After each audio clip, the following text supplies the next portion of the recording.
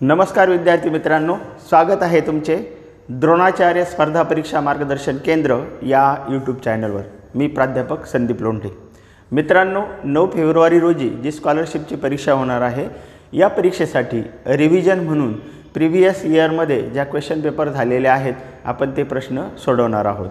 कारण ह्या ज्या प्रश्नपत्रिका काढल्या जातात स्कॉलरशिपच्या, ते महाराष्ट्र राज्य परीक्षा परिषद या प्रश्नपत्रिका काढत असते आणि यामध्ये आपल्याला पॅटर्न जो आहे तो बऱ्याच वेळा रिपीट झालेला आपल्याला दिसतो। तर चला पाहूया आपण पूर्व उच्च प्राथमिक शिष्यवृत्ती परीक्षा इयत्ता 5वी जी आहे जुलै 2022ला जी परीक्षा झालेली आहे, तर त्या परीक्षेमधील मराठी आणि गणित हा जो विषय आहे त्याचे आपण प्रश्न पाहणार आहोत। पण आपण आज प्रथम गणिताचे जे आहेत ते प्रश्न पाहणार आहोत।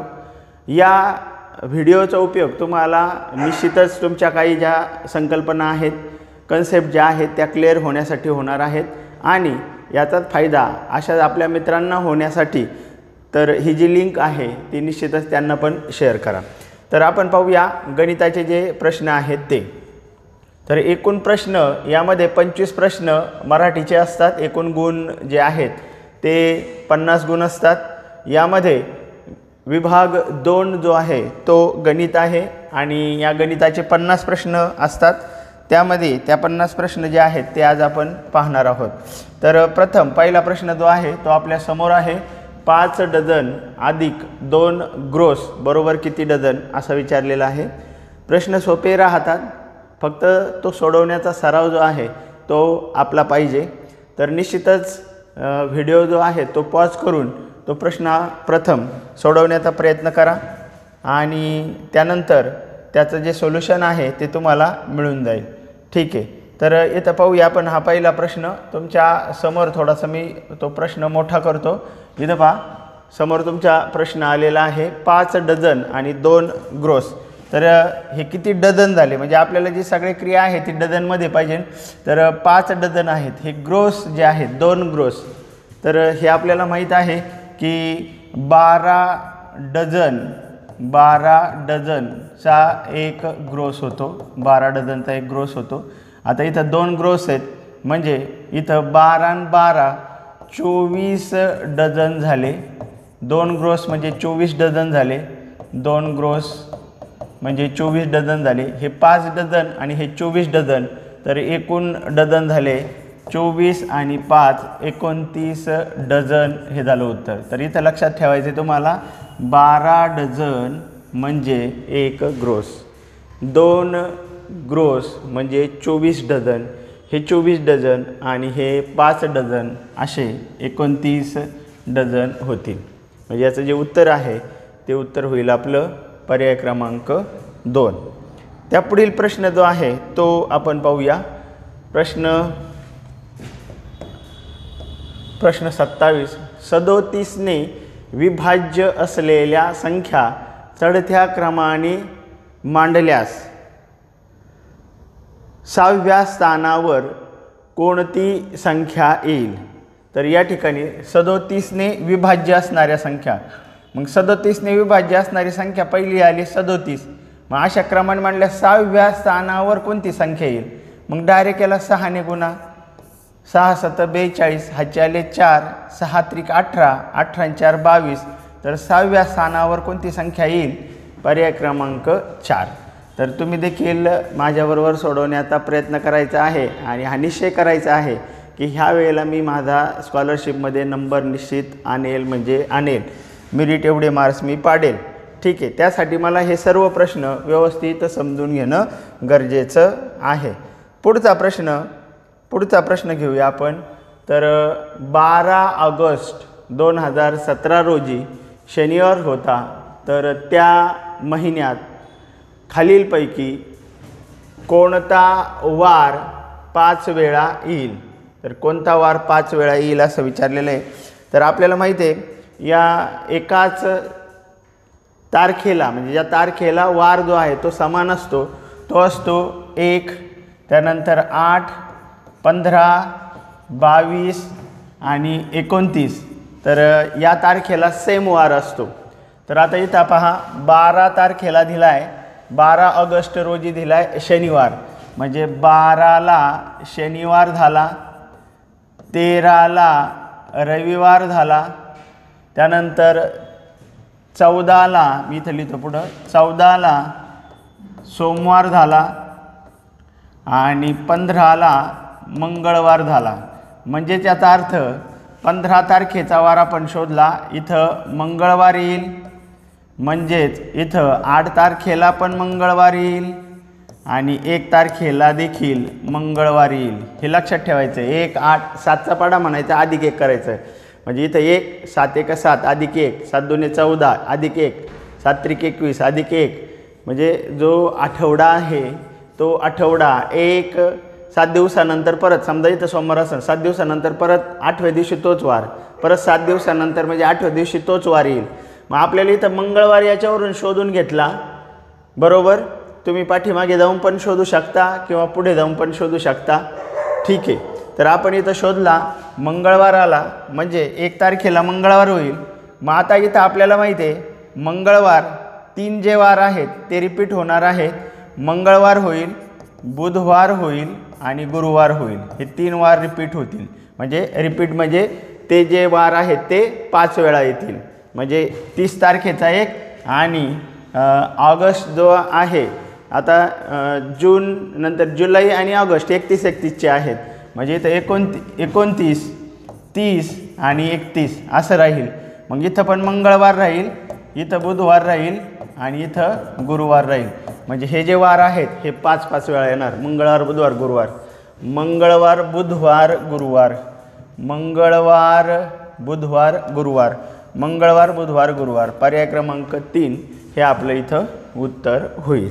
व्यवस्थित समजून घ्या. या पद्धतीचा जे प्रश्न आहेत ते येतातच तुम्हाला. पुढचा आहे दशांश अपूर्णांकाचा प्रश्न. पाहूया तो काय आहे. दशांश अपूर्णांकाचा प्रश्न स्क्रीनवर तुमच्या समोर प्रश्न आहे. तो आहे 2 दशांश अपूर्णांकातील फरक 4.585 आहे. त्यापैकी 1 दशांश अपूर्णांक 3.256 असेल तर दुसरा दशांश अपूर्णांक कोणता. आता एक लक्षात घ्या, समजा हा 1 दशांश अपूर्णांक आहे, याच्यातून वजा केला 3.256, 2 दशांश अपूर्णांकातील फरक हा फरक आहे. आणि ह्या फरकामध्ये काय दिलं आहे, त्यापैकी 1 दशांश अपूर्णांक 3.256 दिला आणि यांच्यातला फरक दिला 4.585, हा यांच्यातला फरक दिला. इथं हा वजा आहे, इकडे गेल्यावर तो अधिक होईल. म्हणजेच हा बरोबर चिन्हाच्या पुढे आल्यानंतर अधिक होईल. 3.256 हा जर आपण अधिक केला, 6 आणि 5 11, 1 हाताला 8 आणि 1 9, 9 आणि 5 14, हाताला 1 5 6 7 8, पॉईंट देऊन टाकला 4 आणि 3 7, 7.841. तर आहे का 7.841. तर या ठिकाणी आपलं उत्तर झालेलं आहे. म्हणजे दोघांतला फरक हा होता, हा ऋण होता. इकडं आल्यावर फक्त काय केला, त्याला अधिक केला. म्हणजे तुम्हाला दशांश अपूर्णांकाची बेरीज या ठिकाणी विचारलेली आहे. पुढील प्रश्न घेऊयात आपण 30वा. चला, काय प्रश्न आहे. खालीलपैकी चुकीचा पर्याय निवडा. म्हणजे याच्यात हा चुकीचा पर्याय आहे. यामध्ये सगळ्यात महत्त्वाची गोष्ट जी आहे, तर तुम्हाला जो तक्ता आहे म्हणजे कोणता, kilo hecto deca metre deci centi millimetre हे यायला पाहिजे. मग आपण तो लिहूया इथे. Kilo hecto deca metre deci centi आणि मिली हे लिहिले आपण. तर इथं पहा 100 मीटर हे मांडायचे कसे हे लक्षात घ्या अगोदर. इथं मांडणारे आपण 100 मीटर बरोबर 1 हेक्टो आहे का, तर इथं हे लक्षात घ्या. हे मांडताना काय करायचं, एकक स्थानचा अंक 0 आहे आणि त्याच्या शेजारी त्याचं एकक दिलेलं आहे मीटर. मग तो 0 जो आहे तो मीटरच्या घरामध्ये मांडायचा. मग 0 इथं मीटरच्या घरात मांडला, इथं 0 आला पुढचा आणि त्याच्या पुढचा 1 आला. मग इथं आपल्याला काय झालं, 1 हेक्टोमीटर, इथं आला 1 हेक्टो. पहा बरोबर आलं. म्हणजे हे विधान बरोबर आहे. त्याच्यानंतर आता इथं माहिती आहे आपल्याला मीटर जे आहे हे लांबी मोजण्यासाठी वापरतो, तर मीटर, लिटर आणि वस्तुमान मोजण्यासाठी आपण ग्रॅम वापरतो। मग 1000 लिटर, पहा हे लिटरचं घर आहे, 1000 लिहितो मी, परत आत्ता सांगितल्याप्रमाणे 1000 लिटर लिहिलं बरोबर 1 किलो लिटर, तर 1 किलो बरोबर आलं इथं, पहा हे 1 किलो, इथं जसं 1 हेक्टॉल तर तसं 1 किलो आलं, हे पण बरोबर आहे। त्यानंतर 1 किलोग्रॅम बरोबर 10 हेक्टोग्रॅम, तर मी इथं लिहितोय पहा 1 किलोग्रॅम, म्हणजे हा एकक स्थानचा अंक आणि हा किलोग्रॅमच्या घरात लिहिला, ह्या 1 किलोग्रॅमच्या। मग मला हेक्टो पाहिजेत, किती होणार आहे, हे हेक्टोचं घर आहे, पहा इथं शून्य मांडला मी हेक्टोच्या घरापर्यंत आलो। मग 10 हेक्टो झाले इथं बरोबर, म्हणजे हे विधान पण बरोबर आहे, म्हणजेच हे चुकीचं विधान एक राहिलेलं आहे, ते पण आपण चेक करूया। तर 1 ग्रॅम, म्हणजे इथं ग्रॅमचं घर इथं आहे, पहा मी हे लिहिलं 1 ग्रॅम बरोबर 100 डेसिग्रॅम, तर 100 डेसिग्रॅम नाही, डेसिग्रॅमचं घर इथं आहे पुढं लगेच, पहा डेसिग्रॅमच्या घरापर्यंत जा, किती डेसिग्रॅम होतात पहा, 1 ग्रॅम बरोबर इथं डेसीच्या घरापर्यंत आलो 10 झालं, तर इथं 100 डेसिग्रॅम म्हटलं, हे चुकीचं विधान आहे। मग काय म्हणायला पाहिजे नव्हतं, 100 काय म्हणायला पाहिजे नव्हतं, 100 सेंटीग्रॅम म्हणायला पाहिजे होतं, मग बरोबर आलं असतं। हे म्हटलेलं नाही, डेसीच्या घरापर्यंत आपण आलो थांबलो, किती डेसी होता ते पाहिजे, 10 डेसी, तर 10 डेसी आहेत का इथं, नाही, म्हणून हे विधान चुकीचं आहे। हे लक्षात ठेवा, तुम्हाला विविध परिमाणे आणि मापन हे जे आहे, तर हे तुम्हाला एक प्रश्न असणार आहे, प्रश्न प्रत्येक व्यवस्थित समजून घ्यायचा आहे। ठीक आहे, चला पुढचा प्रश्न पाहूया आता आपण।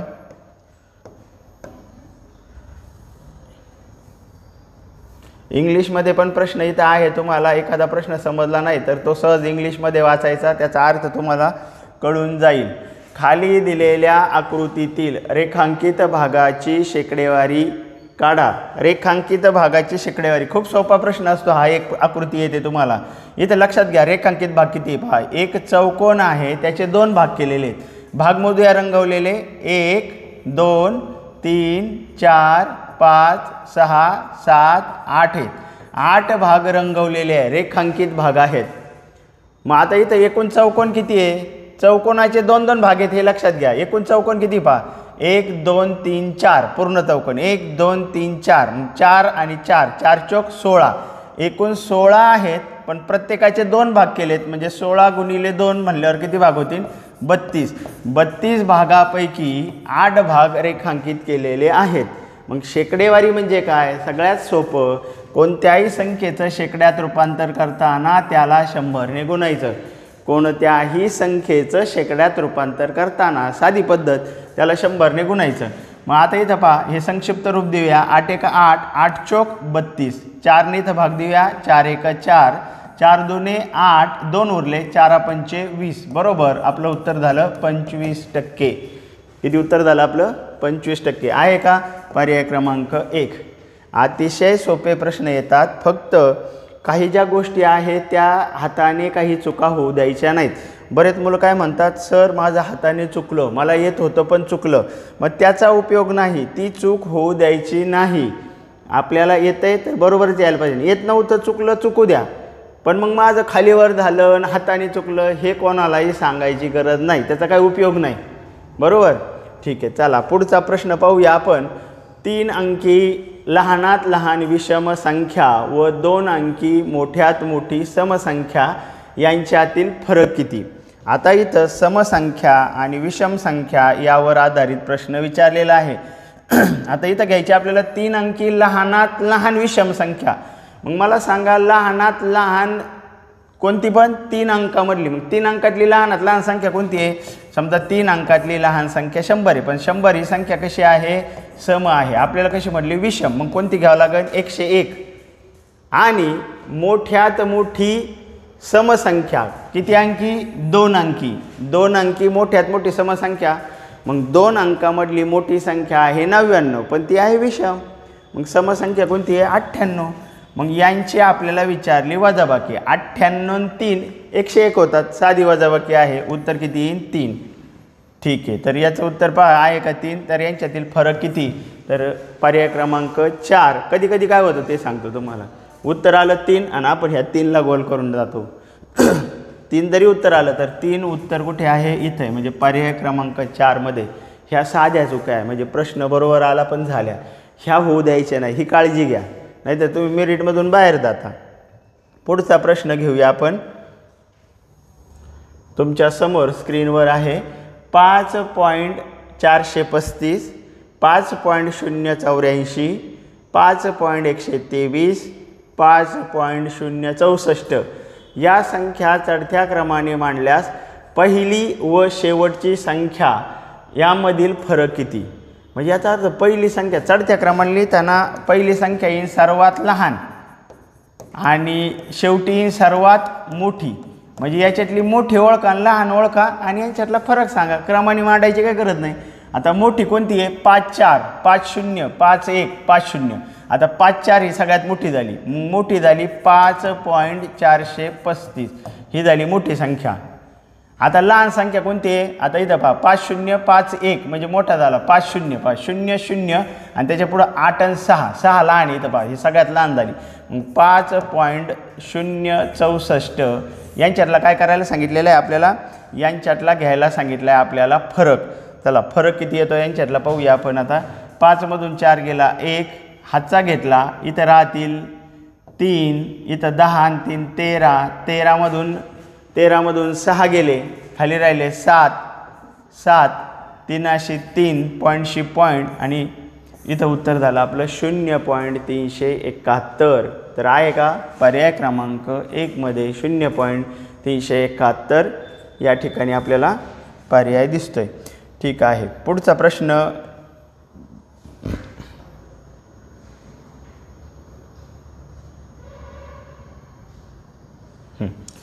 प्रश्न आहे 34 तुमच्या समोर. विजयरावांनी ₹50 डझन या दराने 30 डझन संत्री विकत घेतली. विजयरावांनी ₹50 डझन या दराने 30 डझन संत्री विकत घेतली. म्हणजे कितीला मिळाली माहिती आहे किती? ₹50 डझन, 30 डझन. मग 30 गुणिले 50 हे रुपये लागले त्यांना. हे 2 शून्य मांडून टाकायचे अगोदर. 5 त्रिक 15, 1,500 रुपये त्यांना लागले. त्यापैकी 15 संत्री खराब झाली. ओके. उरलेली सर्व संत्री त्यांनी ₹6 प्रति संत्री या दराने विकले. आता एक लक्षात घ्या, इथं आपण हे रुपये पण काढले, आपल्याला संत्री किती खरेदी झाल्या ते पण पाहावं लागेल. 30 डझन, मग 30 गुणिले 12, एका डझनमध्ये 12 संत्र्या आहेत. मग इथं शून्य मांडून टाकला, 12 त्रिक 36, 360 संत्र्या त्यांना मिळाल्या 1500 रुपयांना. 30 डझन म्हणजे 360 संत्र्या त्या मिळाल्या 1500 रुपयांना. आता काय झालं, त्यामधलं 15 संत्री खराब झाल्या.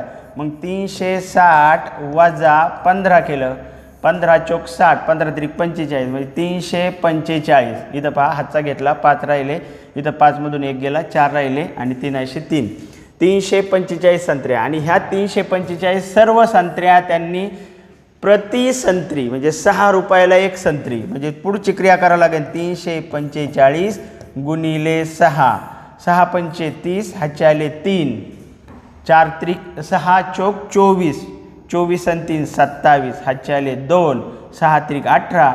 आता त्यांना मिळाले 2070 रुपये. खिशातून किती गेले होते त्यांचे? 1500. खिशात किती आले? 2070. मग 2070 खिशात आले, 1500 रुपये त्यांना खरेदीला लागले. मग इथे वजाबाकी करूया. 20 मधून 15 गेले, 5 राहिले, 570 रुपये हे ते प्रॉफिटमध्ये राहिले, फायद्यामध्ये राहिले. 570 रुपये तोटा नाही, 570 रुपये ते काय राहिले?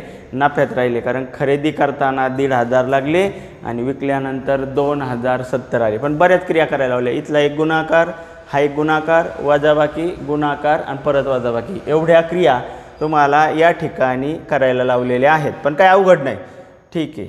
तर व्हिडिओ पॉज करत चला, सोडवत चला अगोदर आणि मग त्याचं जे उत्तर आहे ते पाहण्याचा प्रयत्न करा. म्हणजे ॲटोमॅटिक तुमचा रिव्हिजन जी आहे ती पण होत जाईल. ठीक आहे. त्याच्या पुढचा प्रश्न पाहायचा आहे आपल्याला. 35वा प्रश्न पाहूया आपण.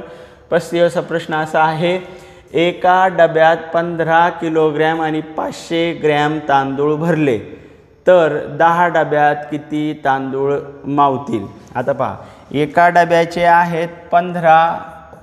आता याच्यामध्ये असं आहे तुम्ही 15 आणि 500 ग्रॅम हे डायरेक्ट 15.5 म्हणजे 15.5 किलोग्रॅम आणि याला किती 10 डबे आहेत म्हणजे गुणिले 10 बरोबर दशांश चिन्ह एक घर सर्केल बरोबर 155.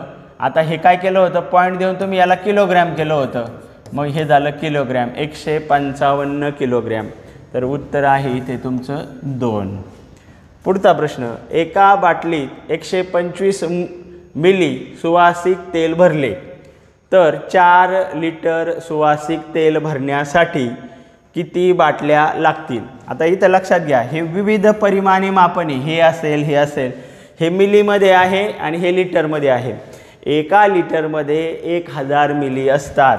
एका लिटरमध्ये 1000 मिली असतात. 1000 मिली असतात. आता इथं पहा एका बाटलीला 125 मिली भरतोय इथं 4 लिटर पाहिजे मग 4 लिटर म्हणजे 4000 मिलीलिटर.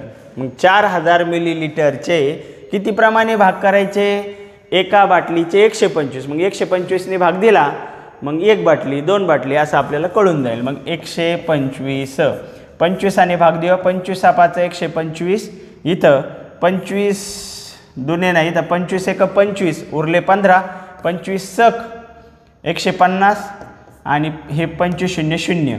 आता 5ने परत भाग जाईल 160 भागिले 5 तर 5 त्रिक 15 आणि इथं 5 दुने 10 बरोबर किती बाटल्या लागतील 32चा भाग गेला म्हणजे एकूण 32 बाटल्या ह्या त्यासाठी लागतील. इथं होतं पर्याय आपला 1 क्रमांकाचा. पुढचा प्रश्न पाहूया. आता पुढचा प्रश्न आहे आपला 37वा. काय पहा 37वा प्रश्न आहे 3 त्याच्यानंतर इथं त्रिकोण दिलाय 4 चौकोन दिलाय. या संख्येला 6ने निशेष भाग जातो तर चौकोन आणि त्रिकोणच्या जागी अनुक्रमे कोणते अंक असावेत.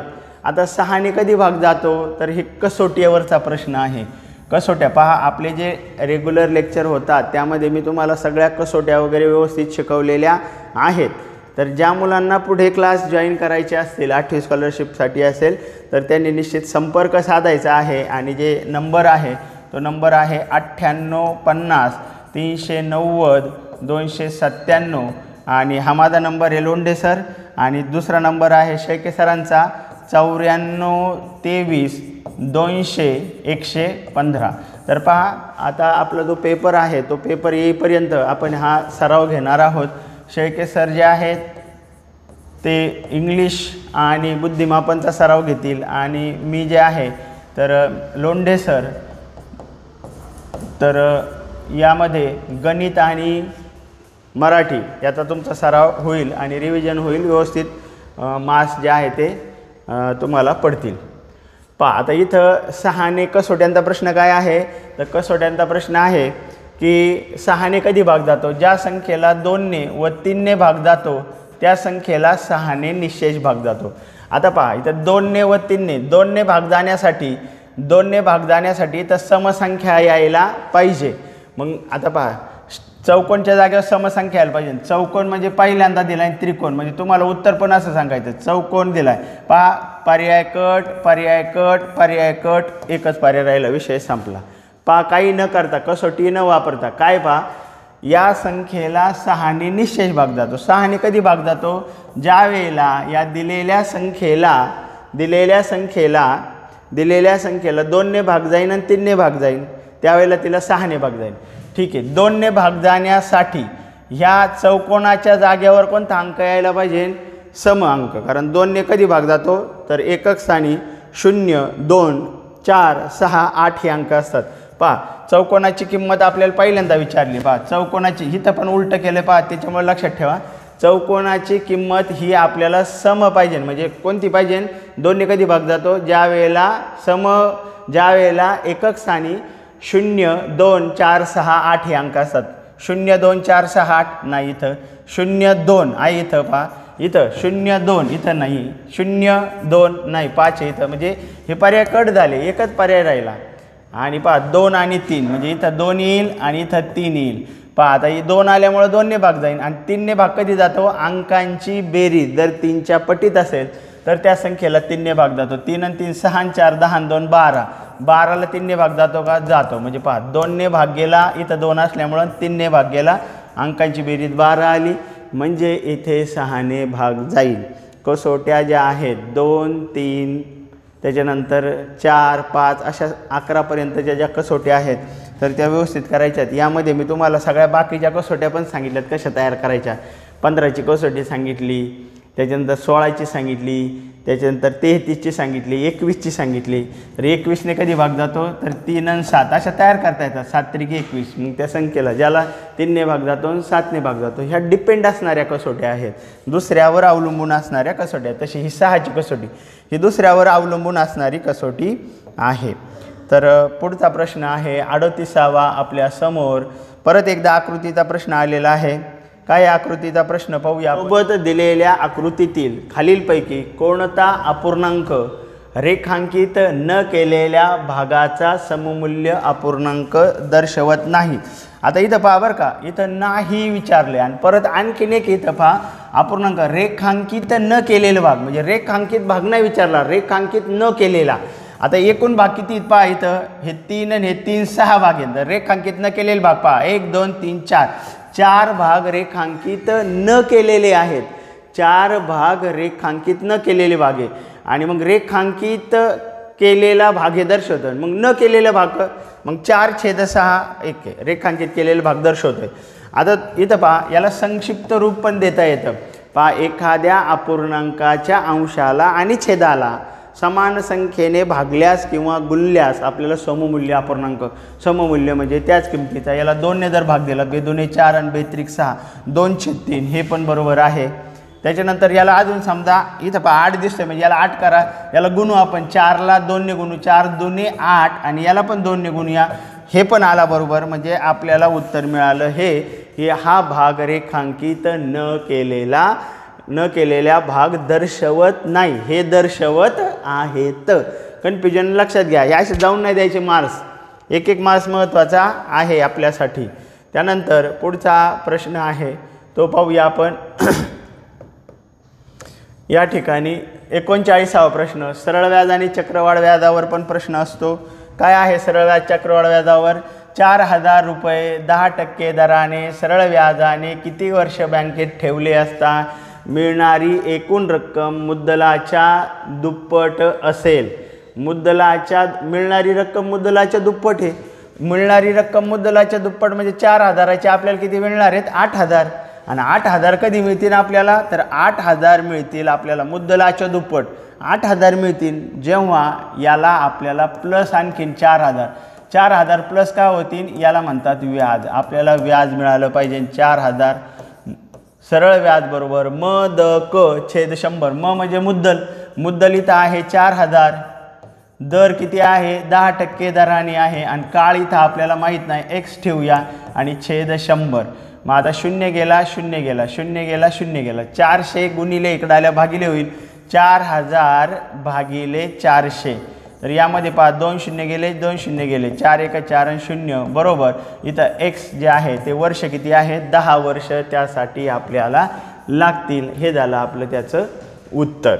आता याच्यामध्ये असं आहे दाम दुप्पट पण आहे, मग दाम दुप्पटचं उदाहरण हे पट्टीचं आहे ना, मुद्दल दुप्पट होईल याला दाम दुप्पट म्हणतात।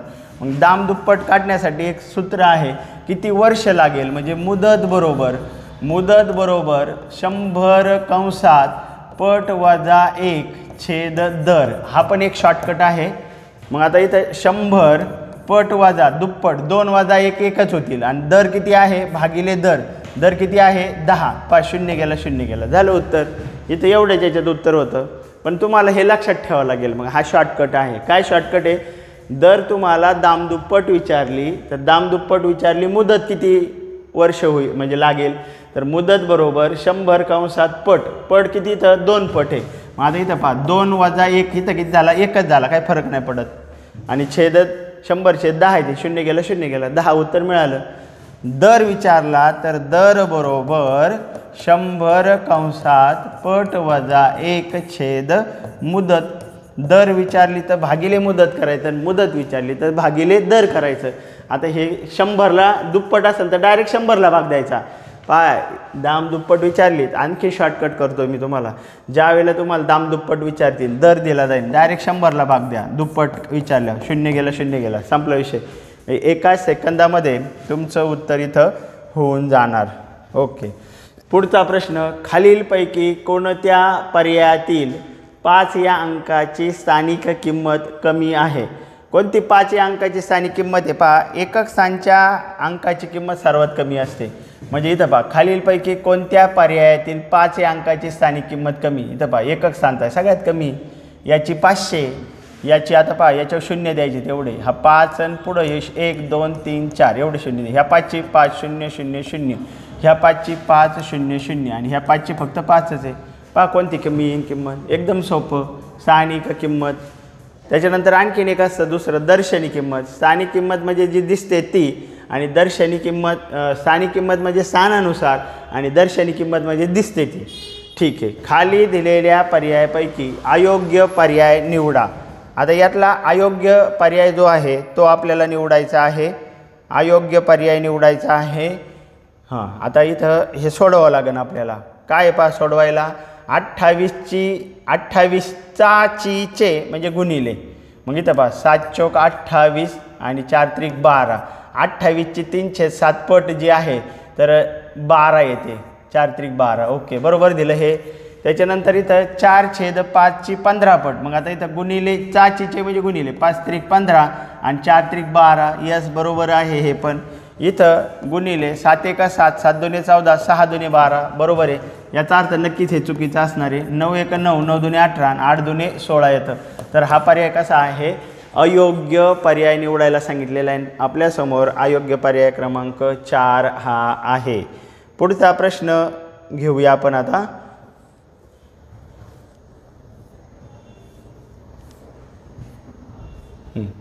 चला, प्रश्न क्रमांक तुमच्या समोर 43वा प्रश्न घेतोय आपण आता. काय? 504 मीटर तार 8 ठिकाणी कापून. आता एक लक्षात ठेवायचं नेहमी, ही जी तार आहे 8 ठिकाणी कापली म्हणजे 9 भाग होतात. म्हणजे पहा, एक ठिकाणी कापली 2 भाग झाले, 2 ठिकाणी कापले 1 2 3 भाग झाले, 2 ठिकाणी कापले 3 भाग झाले म्हणजे 2 अधिक 1. एकाच ठिकाणी कापली अधिक 1 बरोबर 2 भाग झाले. आता इथं 8 ठिकाणी कापली अधिक 1 बरोबर किती भाग होतील? 9 भाग होतील. मग समान तुकडे केले तर प्रत्येक तुकड्याची लांबी किती असेल? आता समान लांबी म्हणजे तुम्हाला काय करावं लागेल? 504 जे आहेत या 504ला 9ने भाग द्या. 9ने 9 5 45, 45 5 उरले 9 सक 54. तर एकूण जे भाग आहेत लांबी किती असेल? त्या भागाची लांबी असेल 54 मीटर. आता इथं बघा बरं का, 54 मीटर मीटर मीटर. ओके, तर पर्याय सगळं व्यवस्थित, बाकीचे पण पाहिजे. 54 मीटर हे आपलं उत्तर झालं. प्रश्न पुढील 44वा प्रश्न काय विचारलाय? 44वा प्रश्न असा आहे आपल्या समोर, खालीलपैकी कोणता पर्याय अचूक आहे ते निवडा. म्हणजे इथं परत क्रिया करायची आपल्याला, थोड्याशा फास्ट क्रिया करायला शिकायचं. 20 अधिक 5 25, 25 भागिले 5, 5 5 25. म्हणजे याचं उत्तर आलं इथं, आपलं फायनल उत्तर आलं याचं 5 आलं. इकडचं किती येतं आहे? 5 आहे. अचूक आहे ते लिहा. मग हे अचूक आहे का पाहूया. इथं याचा भागाकार आला 5 चौक 20 अधिक इथं 5 आणि 4 9. हे काय अचूक नाही, म्हणजे हे चुकीचं आहे, अचूक नाही. त्याच्यानंतर इथं पाहूया आपण, हा गुणाकार करावा लागेल. 7 8 56, 56 आणि 5 61 आले. आणि इथं हा गुणाकार करावा लागेल. 7 8 56, 56 आणि 5 61. अचूक पर्याय आपल्याला सापडला. पुढं चेक करत बसायचं नाही. पुढचा प्रश्न जो आहे तो घेऊया आपण. 45 प्रश्न जो आहे भूमितीशी निगडीत आहे. सगळ्या विभाग जो आहे म्हणजे सगळे टॉपिक जे आहे त्याच्याशी निगडीत आपल्याला प्रश्न विचारले जातात. आपल्याला ते व्यवस्थित सोडवायचे आहेत. आता पहा, इष्टिका चितीच्या कडा व शिरोबिंदू यांची बेरीज ही काय सांगितलं पहा बरं का. इष्टिका चिती, इष्टिका चिती माहिती आहे तुम्हाला? याला इष्टिका चिती म्हणतात. इष्टिका चिती याला म्हणतात. इष्टिका चिती, इष्टिका चितीच्या काय विचारल्या? कडा. तर कडा म्हणजे ह्या कडा 1 2 3 4 ह्या, हे 4 ह्या आणि 4 ह्या. 4 4 दुने 8 आणि 4 3 12 इष्टिकाची तिला कडा किती असतात 12 असतात व त्यांचे शिरोबिंदू म्हणजे हे 1 2 3 4 5 6 7 8 8 शिरोबिंदू असतात 8 यांची बेरीज केली बेरीज इष्टिकाचितीच्या कडा व त्यांचे शिरोबिंदू यांची बेरीज ही घनाच्या कडा घन म्हणजे ज्याची लांबी रुंदी उंची सारखी असते घनाला कडा किती असणार आहे तो तेवढ्याच कडा असणार आहे घनाला पण घनाला कडा असणार आहेत 12 आणि त्याचे पृष्ठ म्हणजे हे जे वर्ग आहे समजा किंवा तुम्ही घरात बसलेले आहेत त्याच्या भिंती ते पृष्ठ आहेत मग पृष्ठ कसे आहेत पहा ह्या भिंती 4 भिंतीचं घर म्हणतो आपण ह्या 4 काय झाले पृष्ठ झाले 4 5 आणि 6 मग हे 6 हे काय झाले 6 पृष्ठ झाले मग ही घनाच्या कडा व पृष्ठांच्या वजाबाकीपेक्षा म्हणजे यांची वजाबाकी सांगितली यांची वजाबाकी आली 6 मग आता पहा यांची बेरीज आली 20 यांची वजाबाकी आली 6 वजाबाकीपेक्षा कितीने जास्त आहे म्हणजे परत फरक घ्यावा लागेल आपल्याला मग इथं फरक किती आला 14 तर 14 ने जास्त आहे तर आहे का पर्याय क्रमांक इथं पहा पर्याय क्रमांक 3 14 ने जास्त आहे पुढचा प्रश्न 46वा आपल्या समोर इथं स्क्रीनवर दिसत आहे तुम्हाला हरजित सिंगने बँकेतून 20,000 रुपये 7 दराने 3 वर्षासाठी सरळ व्याजाने घेतले तर त्याला बँकेला किती व्याज द्यावे लागेल मग आपल्याला सरळ व्याज बरोबर म गुणिले द गुणिले क छेद 100 मग मुद्दल किती आहे 20,000 दर किती आहे 7 काळ 3 आहे छेद 100 2 शून्य गेले 2 शून्य गेले 7 त्रिक 21 21 दुने 42 आणि हे शून्य 7 त्रिक 21 आणि 21 दुने 42 पुढचे 2 शून्य 4,200 बँकेला किती व्याज द्यावं लागेल 4,200 पर्याय क्रमांक 1 पहा पुढचा सोपा प्रश्न परत तुमच्या समोर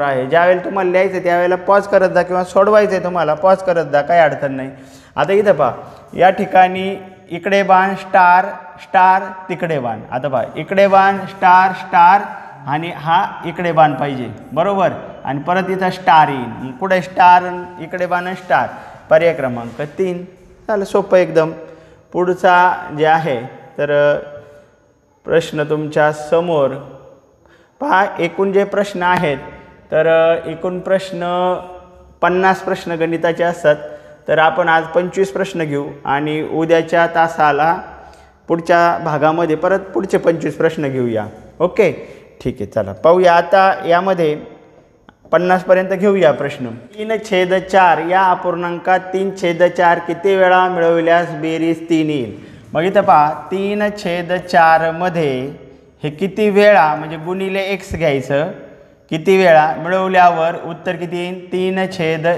उत्तर किती येईल 3 येईल 3/4 नाही उत्तर किती येईल 3 येईल मग उत्तर 3 येईल ओके तर हा x बरोबर 3 गुणिले 3/4 इकडे आल्यावर 4/3 होईल हे गेला मग हे x जे आहे ते किती आले 4 पण हे एकूण वेळा असतात हा ऑलरेडी 1 असतो त्याला कमी करायचा म्हणजे वजा 1 केलं x बरोबर उत्तर किती येईल 3 येईल तर 3 वेळा तर एक लक्षात घ्या या ठिकाणी असा प्रश्न आला 4 एकदम शॉर्टकट सांगतो मी तुम्हाला 3/4 मध्ये 3/4 आणि परत इथलाच आकडा उत्तर दिलं बेरीज 3 येईल तर एक लक्षात घ्यायचं हे 3 येईल ना बेरीज तर हे किती वेळा तर हे कट होतात असं इकडं आल्यावर म्हणजे एक याच्यामधला हा 4 राहतो त्याच्यातून एक काय करायचं असतो आपल्याला वजा करायचा असतो किंवा इथलं जे आलेलं आहे 3 हे उत्तर सांगायचं पर्याय क्रमांक 2 एकदम वेळ कमी आहे सोडवायच्या वेळेला सोडवा तुम्ही पण वेळ कमी आहे शक्यतो सोडवा काही थोडाफार बदल झाला तर चुकू शकतं पण वेळ कमी आहे 3/4 लगेच काय करायचं 3 येईन का 3 लिहून टाकायचं संपला विषय त्यानंतर पुढचा प्रश्न आहे तुमच्या समोर बाजारामध्ये 17 आंब्यांच्या पेट्याची किंमत 6,035 आहे तर अशा 25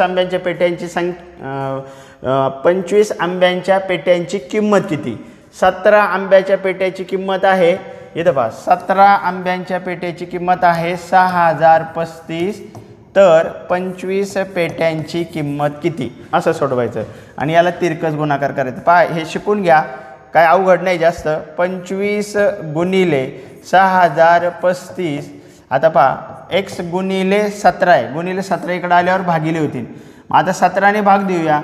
17 त्रिक 51, 17 त्रिक 51 किती उरले इथं 9 उरले. 17 पाचे 85, 85 5 आणि 3 8 उरले. परत 17 पाचे 85 तर 25 गुणिले 355 हे तर 17ने भाग दिला आपल्याला.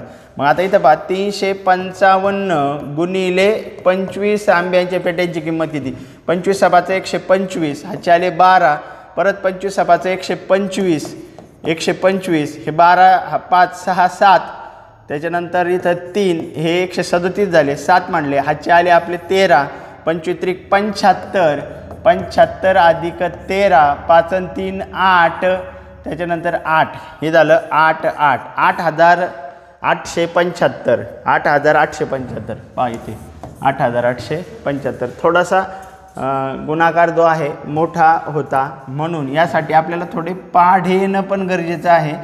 तर हे लक्षात ठेवा. इथून पुढे जरी तुम्ही गेलं तरी ते गरजेचे आहेत पाढे. तुम्हाला 20 पर्यंतचे पाढे 10 पर्यंतचे घन आणि 30 पर्यंतचे वर्ग हे आपल्याला यायला पाहिजे तरच आपण स्कॉलर ठरणार आहोत. हे लक्षात घ्या. आजचा शेवटचा प्रश्न जो आहे तो आपण पाहूया. मग बाकीचे प्रश्न पुढच्या तासाला आपण घेऊ.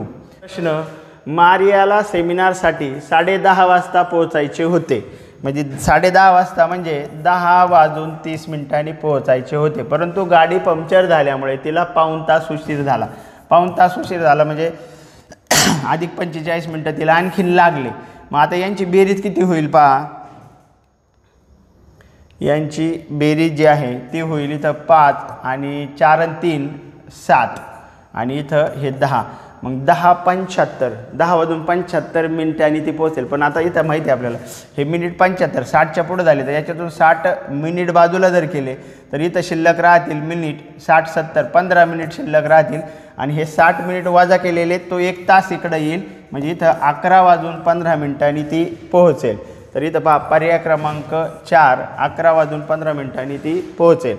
तर पहा याच पद्धतीचे पुढील जे प्रश्न आहेत सोप्या भाषेमध्ये आपण पुढील तासाला जे आहे ते आपण पुढचे 75 पर्यंतचे जे प्रश्न आहेत तर ते आपण घेऊयात.